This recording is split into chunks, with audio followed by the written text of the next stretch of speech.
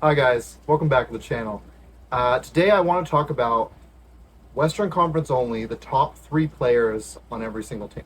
So every single Western Conference team, I want to go over who the best three players are, and kind of give you a little bit of like what their core is, right? Who are the players that I think the team looks at as their core three? This is actually a video idea that was kind of inspired by one of my commenters. They commented about like, oh, maybe you could look at, what are the best three players on every single team. So there's 32 teams. There's a lot of teams to get through. I decided to split up the videos and look at just the Western Conference today because I think it would be just too long of a video to go through every single team. I'll try to keep the explanations short and just let's get right into it. So this is just currently, right? This is not like all-time greats. This is just looking at just like the recent sample size, maybe the past season, maybe past 2-3 seasons at most. Just what the best three players are on each team. So let's just get right into it.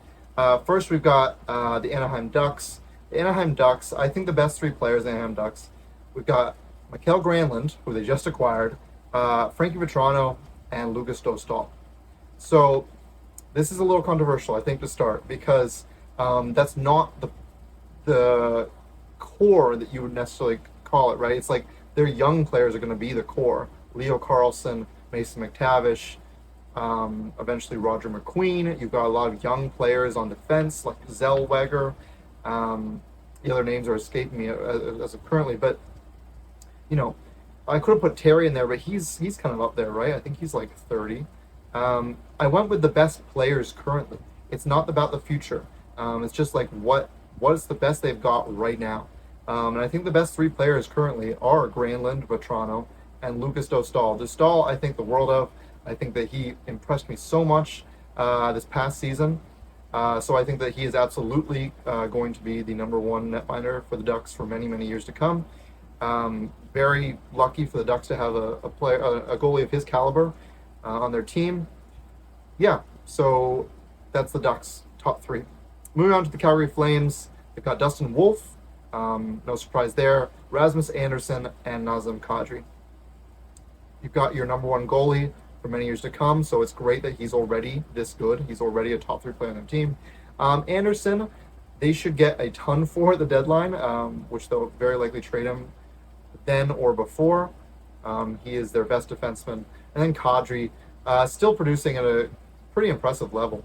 No longer a consistent fantasy legend, but in terms of real life NHL, he's still very, he's kicking.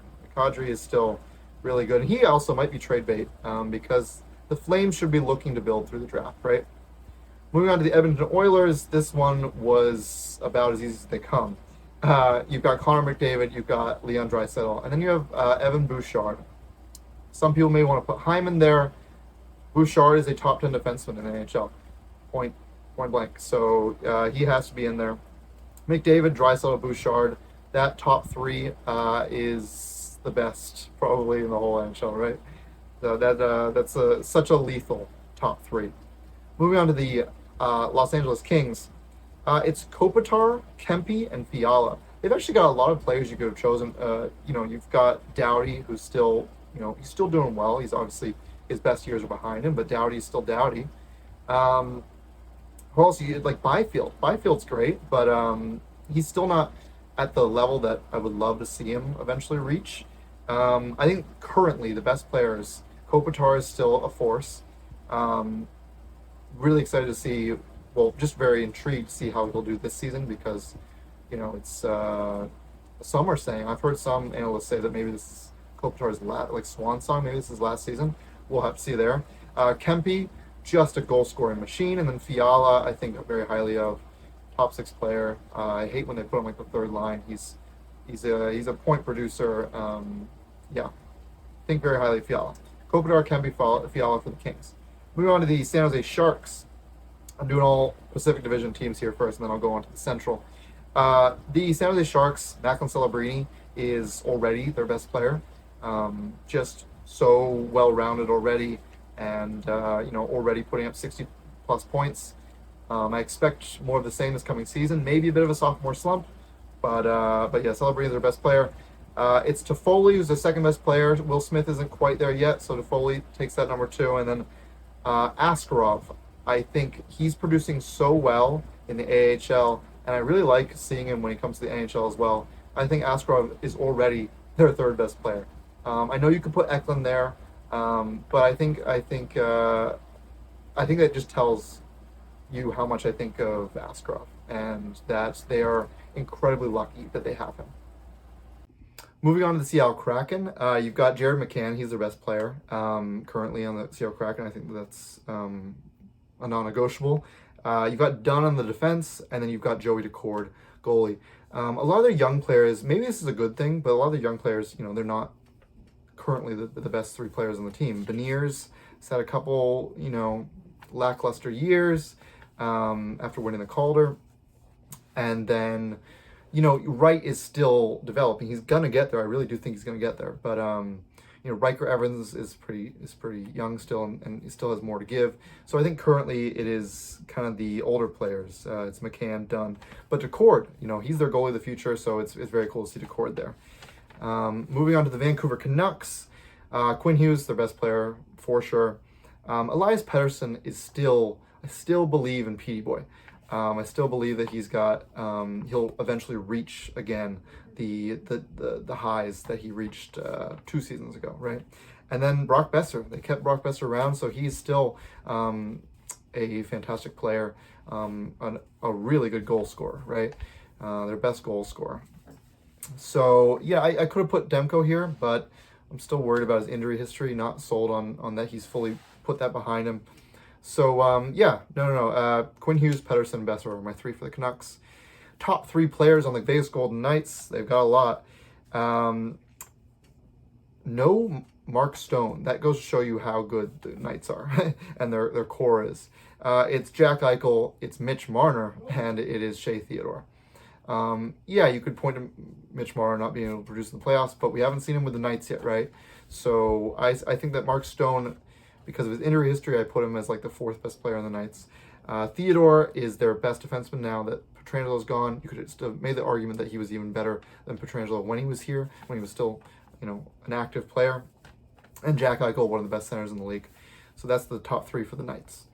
The top 3 players on the Chicago Blackhawks, moving on to the Central Division, we've got Connor Bedard, has been their best player since he stepped foot in Chicago. You've got Alex Vlasic, their best defenseman currently. I think he'll eventually be like their number 3, because I think that Levshinov and Sam Rinzel will eventually take that number 1 and 2 spot. We'll see what Korchinski does as well. But Vlasic is currently their best defenseman. Awesome defensively, just a shutdown presence. I think he'll really show again this year why he's so good defensively and that he deserves potentially Olympic consideration. Ryan Donato. I didn't have Frankie Nazar here. I know he just signed an awesome 7-year deal to stay in Chicago for 7 more years, but on a really nice cap hit, I might add.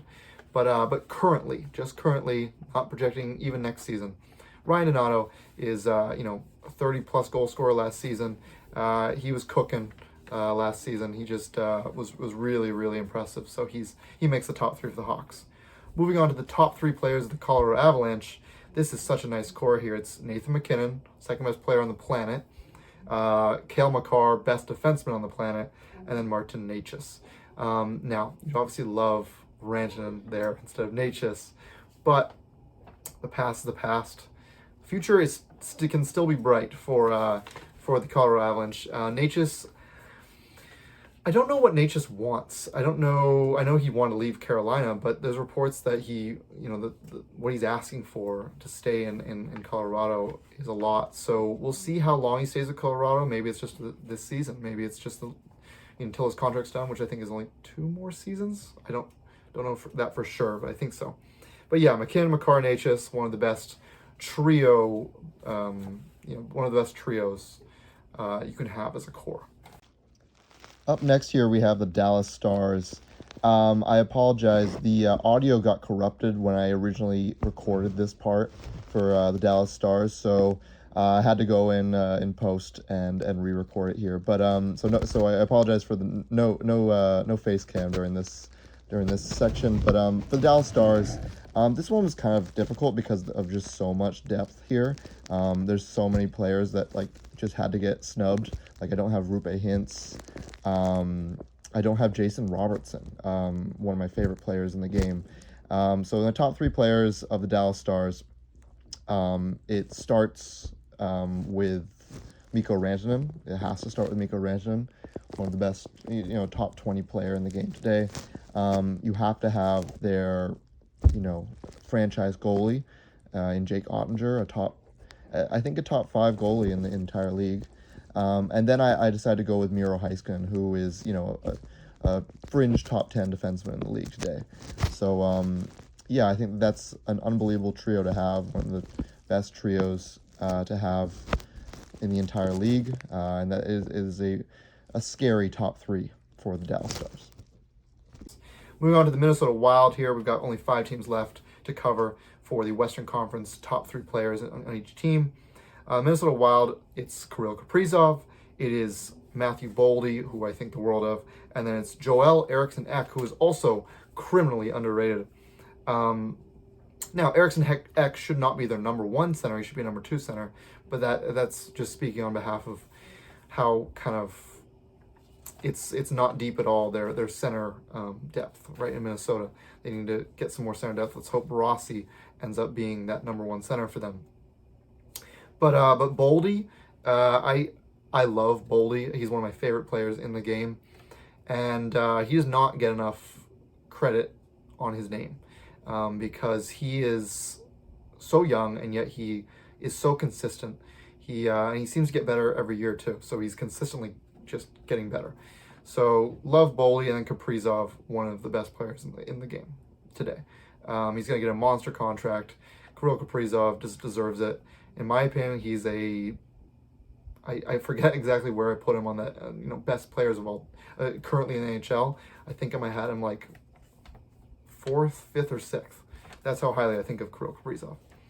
Moving on to the Nashville Predators, I have Roman Josi, who I'm not ready to give up on Roman Josi. I know that he has had a down year. I know that he's getting older. Not ready to give up on Josi, though. Still a big believer in what he can do and the presence he brings on the ice. Philip Forsberg, who is their best player. If he had more of a supporting cast on that forward core, he'd be even more recognized. And then UC Saros, who is, I know that some people are like Josi. It's kind of like they're ready to give up on him because the Predators are not that good of a team. But Saros, I still think, is really good. I know that he's kind of small. He's, and goalies are typically, a little bit bigger. But no, he's I still think very highly of UC Saros. So Josi, Forsberg, Saros for the Predators trio. Moving on to the Blues, the St. Louis Blues. This is a really nice trio here. You've got Jordan Binnington, who is a at very least top 15 goalie in the league, in my opinion. I think I had him 12th or 13th in my top 20 goalies list.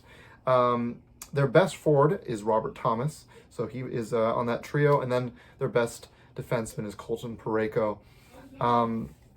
He just missed my top 20 defensemen.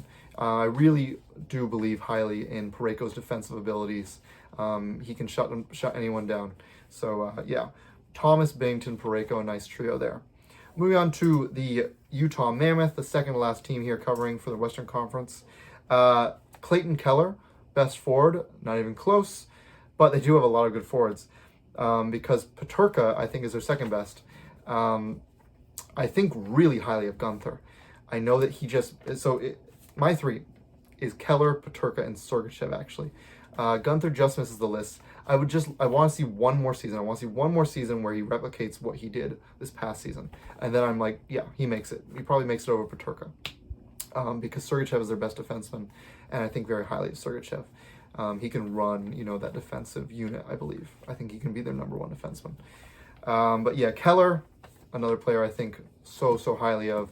So glad that he's the captain now. And I'm really excited to see what Peterka can bring to that very, it's brewing. This offensive, this forward core for Utah is brewing. And once Denoye makes it, and Cooley is, he's bound to hit like really high totals any day now. So this just is such an exciting young forward core here in Utah. And then lastly, the last team in the Western Conference, the Winnipeg Jets. Their top three is Hellebuck, of course. It's Scheifele, and then I almost had Kyle Connor, but it is Josh Morrissey for me. This was such a hard one. This is the hardest one for me in the Western Conference because I had to put Hellebuck there, obviously top 2 goalie in the league, and I had to put Mark Scheifele, who's their best forward. But Kyle Connor is a goal scoring machine and someone who I really, really admire and respect. But I just think that Morrissey, being a top 10 defenseman, I think the impact he brings day in, day out, shift in, shift out for the Winnipeg Jets is just a little bit more impactful. But it really hurt, keeping Kyle Connor off this, their trio, their top 3 players.